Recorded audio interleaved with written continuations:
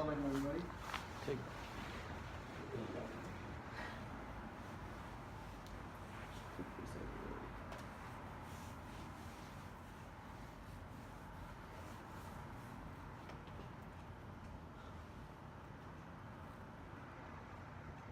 Sound right? Hello? You have to turn it on.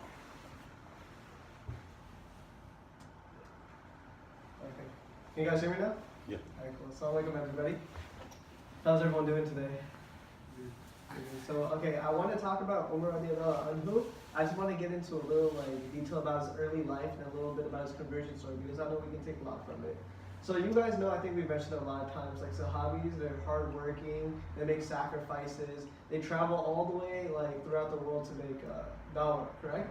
So I want to talk about Umar anhu's early life. So he was born in 583 AC, and he was part of the Banu Adi family, which was a Quraysh tribe in Mecca. So we know that the Quraysh and the Muslims, they do not get along, right? So they hate each other pretty much. So Umar anhu, before he was part of that Banu Adi family, and also before everything, he was one of the most educated people there was. He knew how to read and write. He was very illiterate, as you can see, and he knew a lot of the history of Arabia. Not many people back in that time, they didn't know how to read, they didn't know how to write, they didn't know how to do all that stuff, and alhamdulillah, he was one of the most talented people there, right? And he was also a very, very brave man. There are narrations that he was known to be a good wrestler as well. I think of those times, you just wrestled around and everything. And he was also famous for his flawless horse riding skills, which was another key to him. So like I was saying, he was a pretty intelligent speaker as well for the Quraysh. So now, how I mentioned before, the Quraysh hated the Muslims, right? You know, Umar anhu, he hated the Prophet, Muhammad sallallahu alaihi wasallam, peace be upon him. He really hated him. He hated him to the part that he wanted to kill him.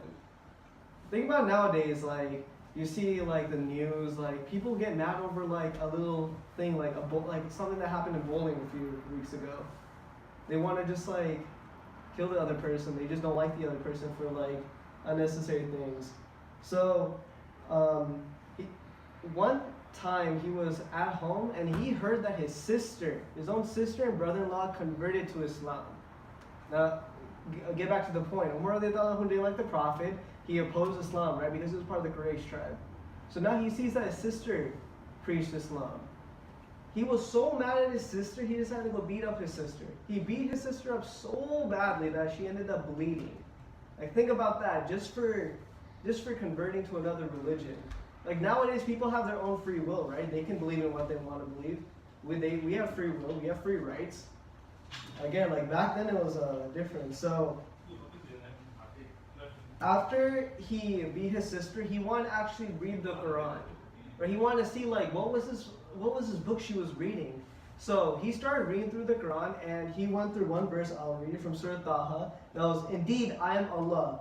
There's no deity except me, so worship me and establish my prayer for my remembrance." Now this ayah from Surah Taha, it really got to him. It got to him so much, he was really touched by this. And then Khabbab radiallahu anhu was the one who taught his sister and brother-in-law Quran at that time. So while he was beating up his sister, he was actually hiding. But he wanted him to finally look at the Quran and read it. So that's exactly what he did. And then then afterwards, so he went up to the Prophet Muhammad sallallahu alaihi wasallam after all that. And you know what he came to the Prophet and said? He said, "I want to take Shahada. I want to become Muslim." Right, so after reading the Quran, even after all the stories to what he did to his sister and brother-in-law, he finally conveyed that message. And you know what the Prophet Muhammad sallallahu alaihi wasallam's dua was? They're like, "Oh Umar, I want to make dua that you convert to Islam." And think about that. The guy hated the Prophet, and the Prophet knew that. Yet alone he made dua that he would convert. Think about how generous and our Prophet was.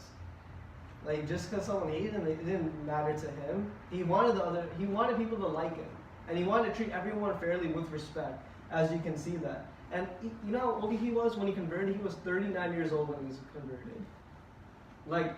You don't have to be young, you don't have to be old. Whenever you think the time is right, he converted. Subhanallah, man. So he was also given the title of Al-Farooque, which means the one who distinguishes between right and wrong. So pretty much how I mentioned before, he was a very brave man. He was a wrestler, he did all this.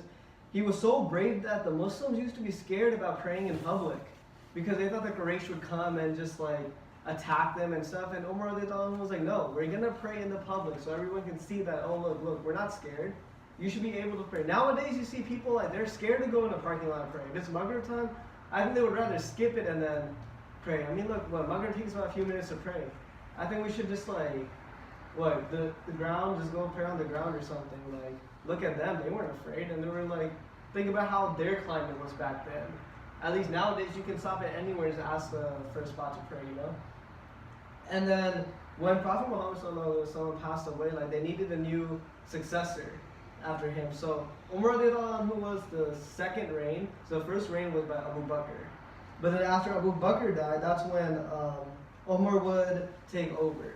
So pretty much one thing he really did was like he spread Islam through all of like the Persian Empire. So he was in Syria, Palestine, Egypt, all those places. And then like think about it, he was just giving dawah all across. So if you think about it, one thing we can take from this is don't judge a book by its cover. So Umar who did not know anything really about Islam. He just knew that he was a Quraysh and that they hated Muslims, right? So then look, he went into the book of Allah subhanahu wa ta'ala. He went into the Quran, started reading verses. It all started making sense to him. And then he finally went up to the Prophet. And you can see how the Prophet portrayed Islam. He didn't go backfire Umar anhu. He didn't go punch him. He didn't go hit him. And then like, look what Umar wanted him to do.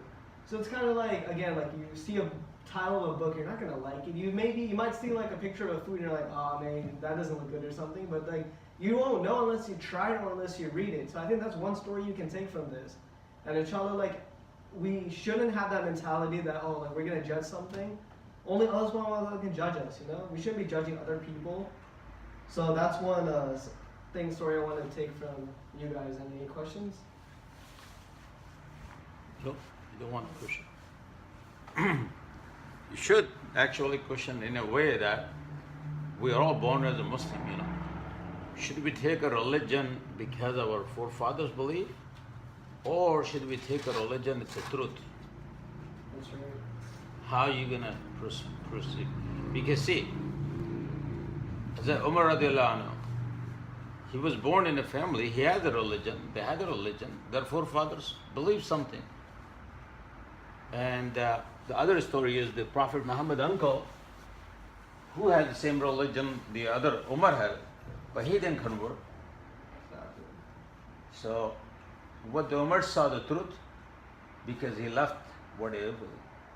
So if you're born in a Muslim family and if you take the religion as it is without investigating, that means we did not take the religion as the truth.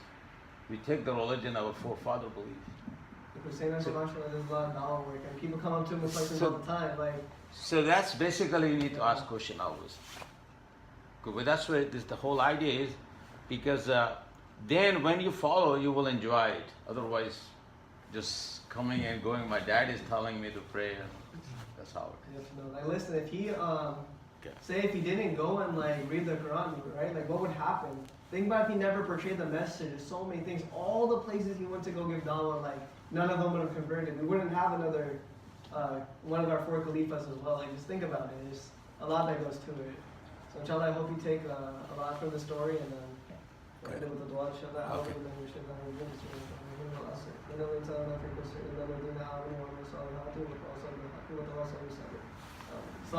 Wa alaikum assalam. I would suggest,